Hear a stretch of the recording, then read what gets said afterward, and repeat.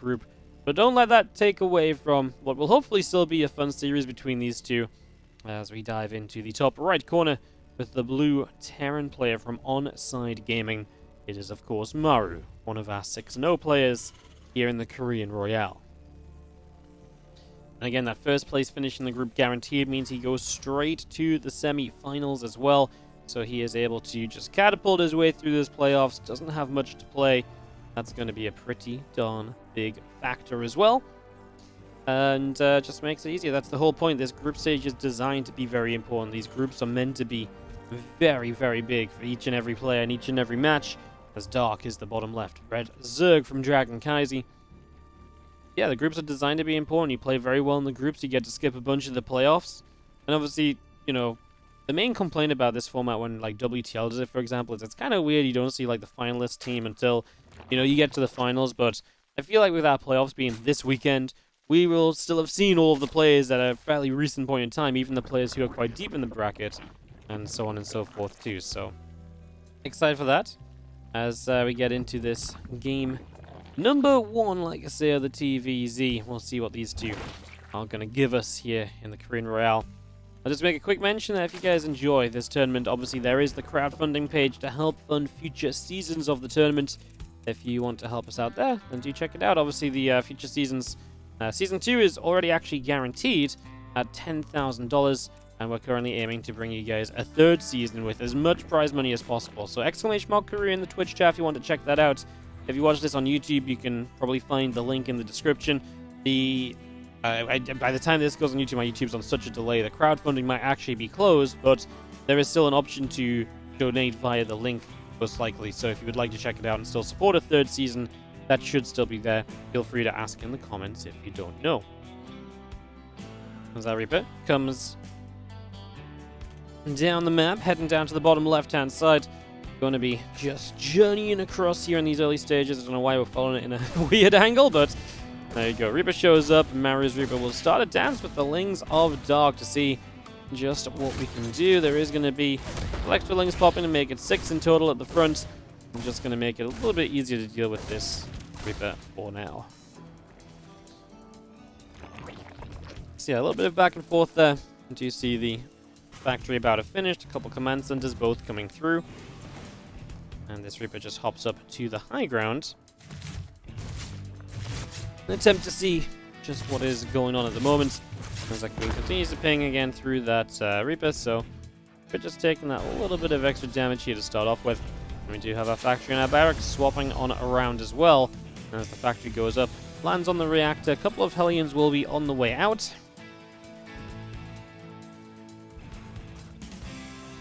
Attack that building from Maru, the barracks on the way in. Command is still coming up, and again, a lot of preparation being made at the moment here in this game. Number 1 is you have 3cc, the Hellions pop out to defend against this Reaper. The Lings really go for this, and not sure if chasing all the way up that ramp was really very valuable for them. Not sure they really found anything out of that, so not super in love with how that went down. But otherwise, I guess looking pretty reasonable here as our couple more Hellions still coming up, the stim pack still coming through. Command center going to begin morphing into an orbital, and a starport building up from Maru as well.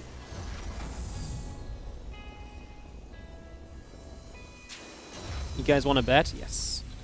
Give me a sec then. FPS will drop for like a minute. Well, not a minute, but just a couple moments while I tap out to make the bet for you guys. Just remind me between the matches. I'll put up more bets for you guys as well. Just need to remind me, because otherwise I just completely forget. Hellions come through, and we will see the Lings trying to dive around. Ooh, well, you know what? The Hellions are going to get into the main base, and that's a problem, because the Queens were all in the low ground. It was a good placed grenade as well, and Maru just finds his way in. This is not meant to happen, and especially against Dark, who is so good usually with his Queen position and dealing with these Hellions. Maru does find his way around and gets in for 5 worker kills. So 5 drones go down. Pretty decent damage, in all honesty, but also pretty decent defense, because there is nothing in this base when Maru first entered. So for Dark to come out of this with only 5 worker losses, I would actually say is kind of sad for Maru. Yeah, decent damage, but maybe not the best. He lost 4 Hellions and a Reaper. That's 1 unit per drone kill. I actually don't think Dark should be too upset. I mean, 5 drones is still 5 drones, and Perhaps sometimes that is the difference of surviving or not further down the line, but Maru will be, executing any further attack without those Hellions, either on offense or even defensively, right? The Hellions playing, sitting back and denying run buys is oftentimes a big part of TvZ, so that's one thing that is stripped away from Maru with that commitment in. And like I say, that definitely should have something of an impact as he moves out for the first time now with these two medevacs, finding an Overlord up on the high ground to start us out.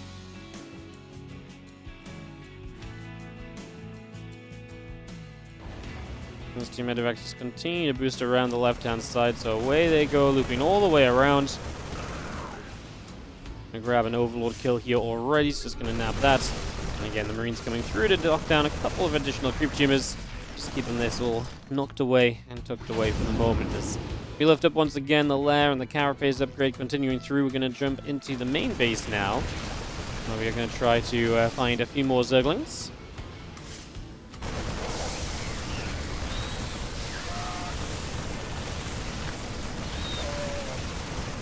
Roach is taking some shots, just going to be seeing the Ravager taking a little bit of damage as well. I mean, nice little drop in the end. Dark does defend, of course. Dark playing this Roach Ravager style, you do typically want to just go kind of repeatedly, dropping, because the Roach Ravager is not good at dealing with drops. It's slow moving. If it has to pull back to deal with drops, it can't push on the map. Just make sure you never get caught with too many units on the map if one big kind of finalizing Roach Ravager push comes across the other side. Queens get here, going to push the medevacs away a couple moments. And just, Roach Ravager trying to knock on this set of rocks again. Well, we do have a bigger drop into the main base, so straight back in again, persistent with the drops at the moment. And as we unload, we go after, the extractor. A couple lings here getting taken down as well. Loading back up now, and just seeing our medevacs escaping up the left-hand side. So they do escape up the left, the way they go for the moment here. Again, that's the main point of this as well, is that you can do these jobs without really committing anything in. You shouldn't really ever have to lose anything in those scenarios, so that should also make a little bit of a difference. Definitely something to note, that you can just find so much value out of these drops coming in on repeat, basically. Just go, go, go non-stop.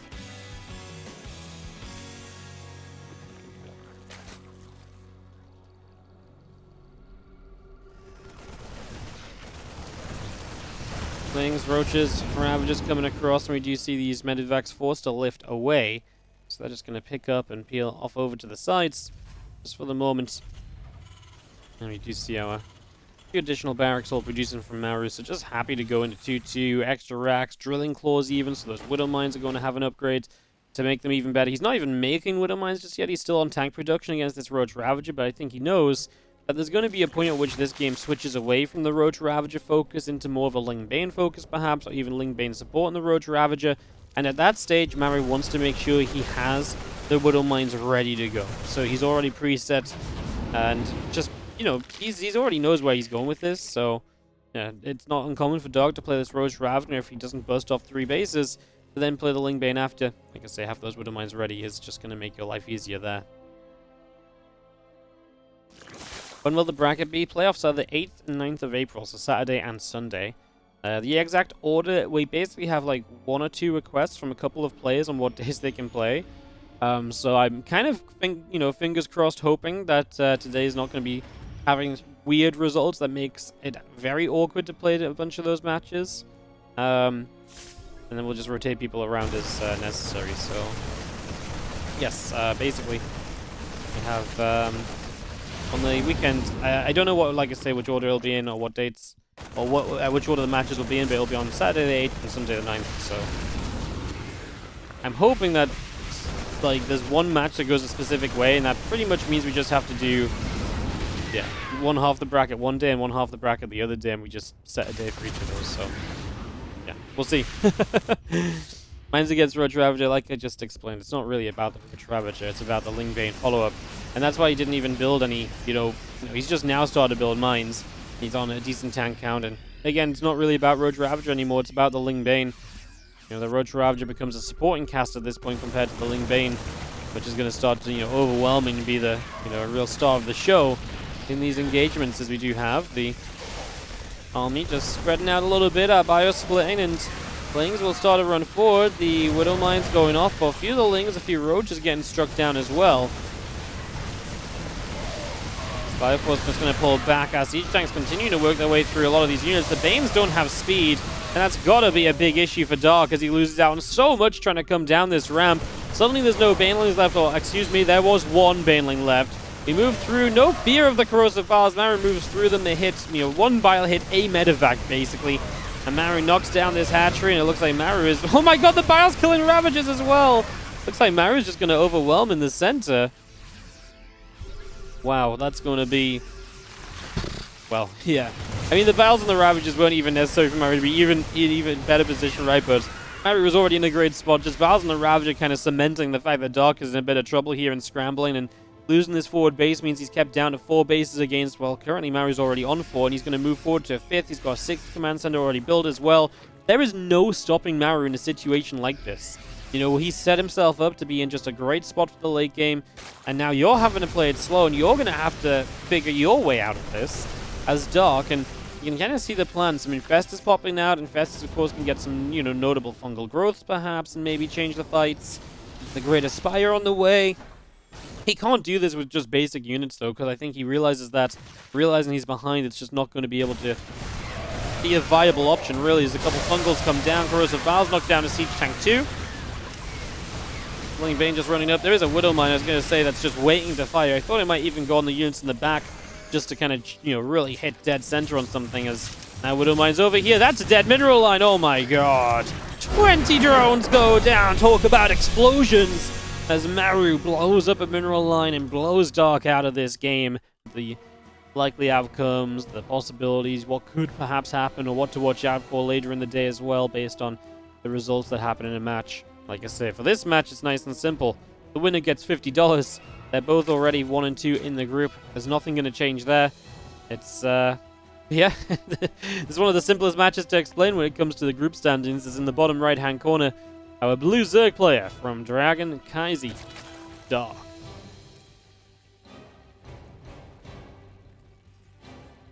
Taking on the red Terran in the top left-hand side from Onside Gaming. Give it up if you're cheering on Maru.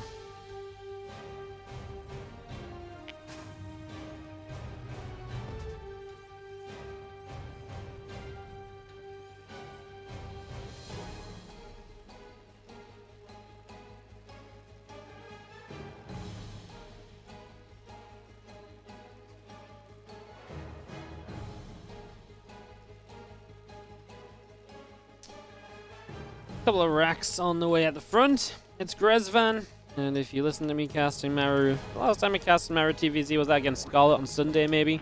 Then you probably heard me talking then about this 2 racks opening being something that is just so expected out of Maru pretty much every single time at the moment. So that really shouldn't come as a surprise. If this surprises you, then yeah, you haven't watched a lot of Maru TvZ lately, because every time he plays Grezvan, he does this.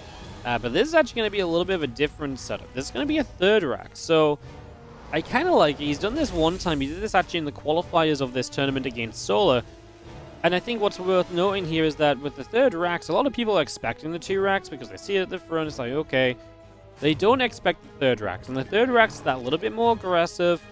The Dark's not messing around. Instant Roach Warren, okay. I do wonder, though, if it's a 3 racks, do you have more capabilities to defend against a Roach counterattack, too, if that's what Dark wants to end up going for? There's some interesting questions to be had as this Reaper comes up, chasing some Lings down. A little bit of back and forth towards the ramp here. Again, those few Reapers all popping out. The Reaper going to continue to deal some damage initially. Yo, these Lings already going low, killing 1. Obviously a great start with Reaper number 1, considering we've got so many more Reapers on the way. The less HP those units have, the tougher it's going to be to play cleanup when it comes to the Reapers.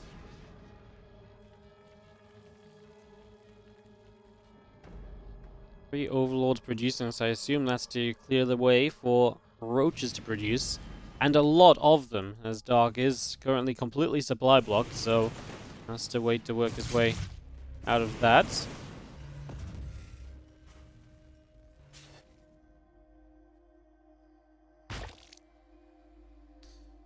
As Roach is coming out, Link speed with it, so it's actually going to be like a full-on commitment across the map with Roach. Link bunker in front of the add-ons, and we do have, again, the 3rd racks already built a tech lab. So we have 2 Marauders producing at a time. I actually do not think that Dark wins with this attack. I think if it was 2 Rex, it'd actually be very likely, but with 3 Rex, I really don't know if it will be enough. Show me, Dark. Show me the way. Like I say, it's hard for Dark to know it was 3 Rex Reaper in the first place. How many Reapers did we even build? 4, right? It's not like we even went super big on the Reaper play. Okay then, well, here we go. As Roach Ravager morphing in. We do have 2 Marauders and 2 Marines producing already. Getting those numbers up. Ling's going to flood across behind this Roach Ravager. Like I said, it's very committed to us. The Reapers are on the map. We're going to start to work our way through the reactor to begin with. So Dark looking to cut into the production of Maru. The bunker in the front kind of just, being something to kind of soak up a bit of time. He's, got a, bunker in the back as well. So anything you can do just to slow this down in general, and I think the bunker there really does do that. It stops Dark moving forward initially, and now Dark even has to corrosive pile it down a little bit, etc. Reaper's going to counterattack through. There's no units back at home apart from Queens. Okay, there's a couple of Lings. We get 2 drones, which is a start at the very least. Maybe not the most incredible of starts. We just see our barracks still taking some damage, and a second Rack's now taking a little bit of a shot as well. SCVs continue to repair up this bunker, which is chunked by a few corrosive vials. Barracks is pulling back, and Maru playing this patiently. Again, he's got so many units right now, and he's on his way to stim. At this point, Dark must know there's a 3rd Rax because he's not seen anything build off the tech lab on the forward Rax in terms of like an upgrade, and yet concussive shells is here, so he should be able to figure out, he should be able to deduce that this is actually going to be a 3 Rax setup. And, well, he's still making use to try and bust through this. The first bunker does go down. The second on the bottom side is not going anywhere, as maybe this just full commitment to units really was the way from Dark. Maybe if it was even more half-hearted, it wouldn't have worked, but 13 SCVs die. Maru trying to make the defense here, trying to hold on. Can he keep it going for himself? Yeah, with 13 SCVs killed already, he's still up by 6. Dark still has work to do. He's knocking down these barracks. They're going to die soon, and you're going to lose production. That one bunker on the bottom side only has a couple units inside, a couple of Reapers here to help out as well. Dark knows that every unit he has right now means a lot, so he's trying to be very cautious with them as Lings flood up into the high ground. Stim is done, but there's just not many units that can utilize the Stim. And I think that means we should probably see this turn into a... I think it's going to be a win for Dark, but I mean, we're not done yet. These last couple of Ravagers trying to get away. There are new Lings showing up. We're actually building some new Roaches too. Here we go, these Lings flooding through, and that's going to be hard for Maru. He's going to lose the Marines at the very least. Loses 1 Reaper as well. There is still a Marauder in the bunker, but that's not going to do too much against the Lings. And if the Lings can surround the bunker without the SCVs repairing, that would have been great. Would have liked that. Unfortunately, they turned around for the Reapers. The SCVs kind of got ahead, so they could potentially repair. We do have 5 more Roaches on the way out, guys. So we have a lot more Roaches still being brought in. There's a couple of Reapers chased forward. So a lot of SCVs going down. 7, 8, or 9 workers build up in the main base. There's a factory which is trying to build up a Hellion too, which would probably help a lot against what is currently a lot of Lings in production. Especially if you can get a Hellion with a few stimmed units. But you can see these Lings right now just wrapping around, doing decently. Obviously shutting down the eco of Maru a little bit to slow him down any way that he can. Dark. And he's got now new Roaches arriving at the front, and I'm not sure Maru's units have the health that they need to really sustain against any amount of Roach fire.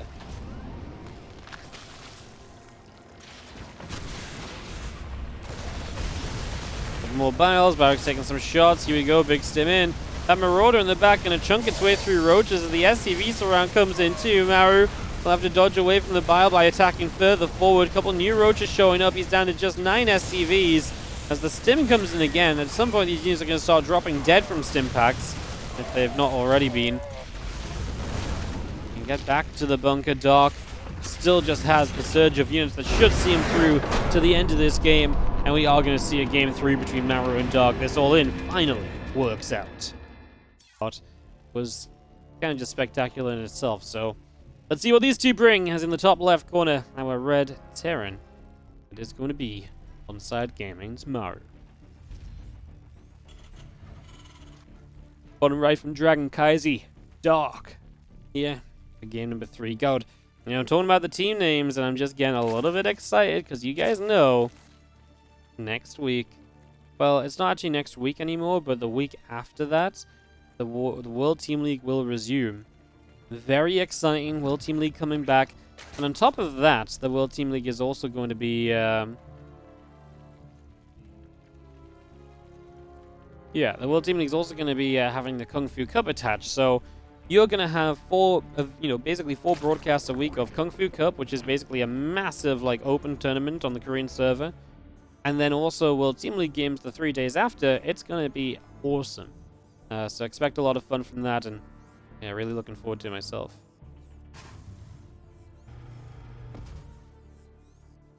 What is this? We have to increase our goal. I'm not increasing the sub goal, man. I said this the other day. Every time I increase it, the sub goal just drops, or the sub count drops off again. I'm just gonna keep it at 1,000. We just gotta keep it at 1,000, okay? That's the goal. 1,000's good. It's a good number. Reaper is popping out in a few moments' time. The Overlord coming over here. Is actually going to spot this barracks. Yes. It's just one barracks. It's just a single Reaper. We're going to go factory. In the bottom left corner. What the hell is this?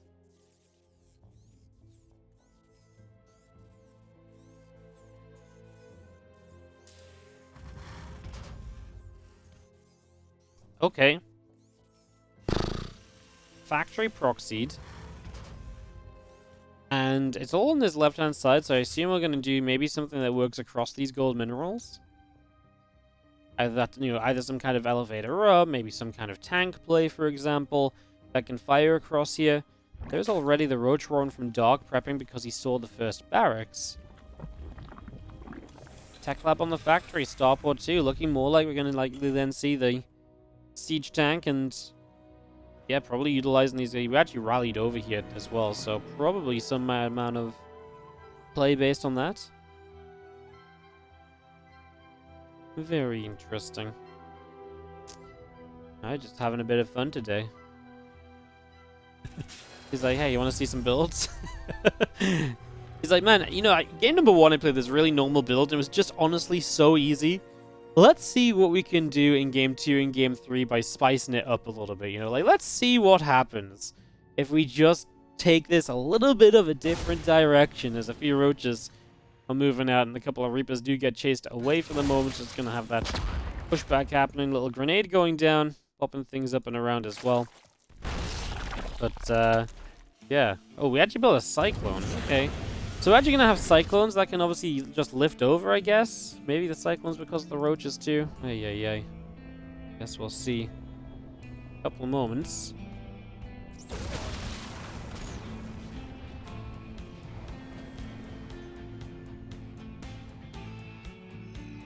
Obviously the Roaches trying to go across the map do not do very well. They get kind of shut down because there's not much for them to do. But Maru's still producing in the corner. Now he's going to build a fusion core in the bottom left of the map. Alright guys, new challenge, proxy everything. Does Pig have like a Pig challenge going on right now? Build all your production structures outside the main. Is Maru trying to sign up to like a Pig challenge stream or something? Because well, he is going to get rid of this Overlord, which supply block is Dark. And I guess if you keep Dark busy enough here, then yeah, I guess if you keep Dark busy enough here, then maybe the fusion core really does come at quite the surprise.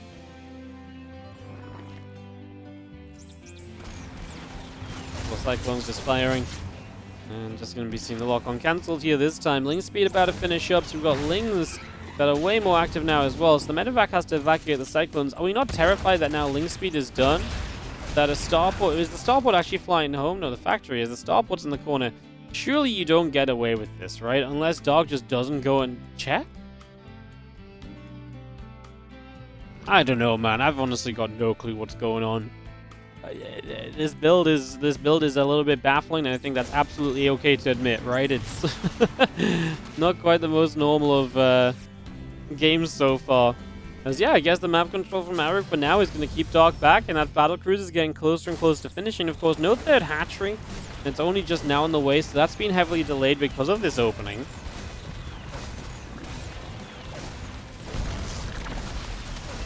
Hatchery will cancel, the Roaches come through, the Reaper already going down. The Lings across the map are going to grab a bunch of SCVs.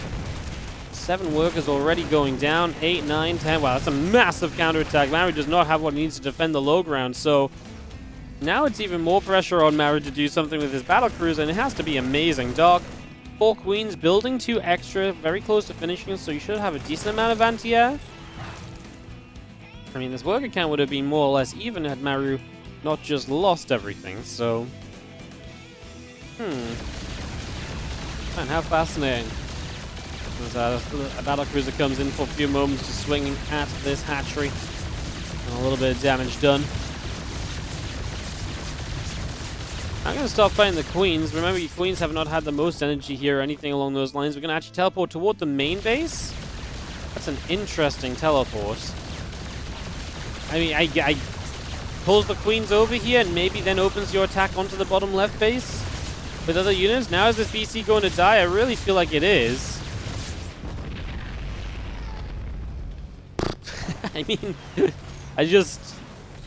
You know, sometimes they tell you to analyze these games, and I kind of look at this one, I'm like, I do not know what to tell you guys, you know? I do not know what to tell you guys. These couple of Cyclones trying to go through this hatch. Just trying to open that up. Cyclones locking on for a little bit longer. The few queens coming through. The medevac has to dart back, and the queens come in to finish off Cyclone 1, Cyclone 2. Taking some hits as well. We are going to kill the base. But you got another base coming up at the front, so I'm not sure how much it really matters, right? That's a hatchery that's already finished here, so Dark still has 3 hatcheries. 45 to 58 workers, Maru building up into 1-1 bio.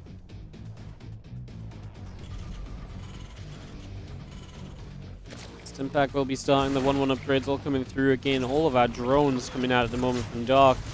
As you get a little lock on there with that Cyclone to grab a kill.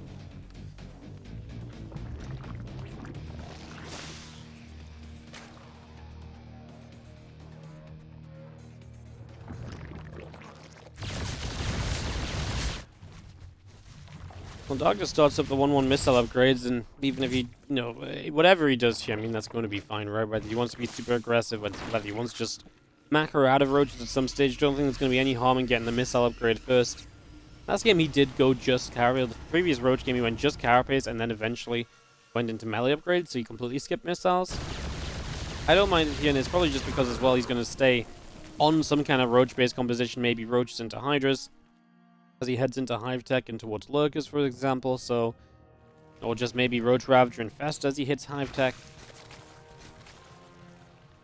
And this BC of Maru working its way around this right side and trying to see what it can do. Obviously just an abandoned tech lab over here, the abandoned fusion core from earlier in the game, from this battlecruiser setup. And now Maru sets up across 3 bases, down about 13 workers. The 1-1 upgrades are finishing shortly for him, so he will have a decent upgrades on bio, but playing against Roach Ravager is very hard to overwhelm. It's very hard to kind of take just a big kind of momentum advantage with kind of bio, so we'll see if Maru can do anything with that, or if those upgrades are going to matter too much at all.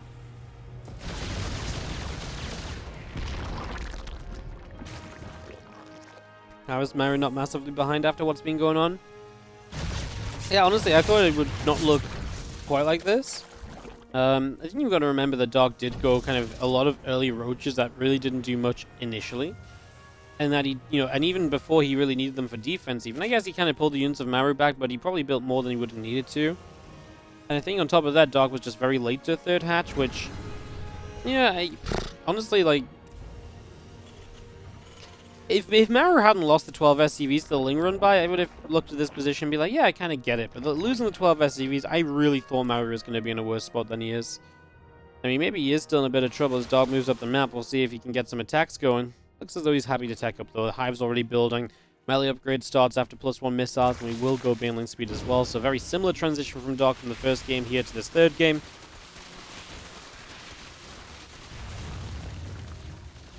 Medevacs is going to go boosting down that left side. The Roach on the watchtower gets cleaned up, and we do have combat shield about to finish. +2 attack is going to be starting as well.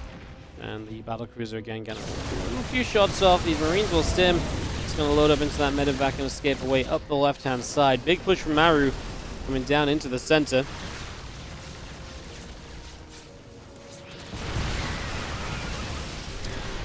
Fire Force comes over, the Ling Bane is going to get pushed back a little bit as well, so just going to keep that out the way here. Again, those 2-2 upgrades continuing through for the moment. And again, Marines, Marauders continuing out as our tank will be sieging and our bio will be spreading. Couple crossover files, siege tank going down. This army is going to continue through here from Maru as he just sets up on the edge of creep, and the fact he feels like he can be aggressive is kind of incredible considering what happened in this game.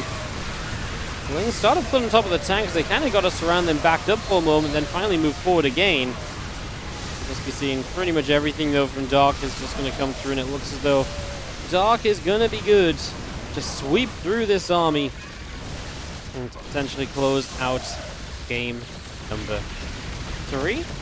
BC's going to keep him back for the moment, but he's also got spellcasters on the way, which is going to make life a lot easier for him a little bit down the line, just not far from now. That should go very well.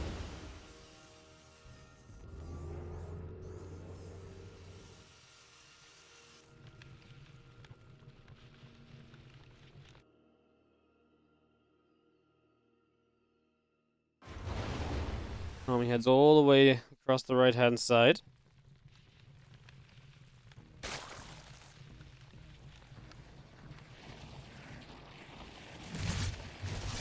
Yeah, Queens picking away, Medivac taking some damage. Obviously, Maru just going for some big drops to try and make up from that previous fight, but unable to find much at the moment. The Adrenal Glands is all the way on the way up. The Ultras Cavern is about halfway done too.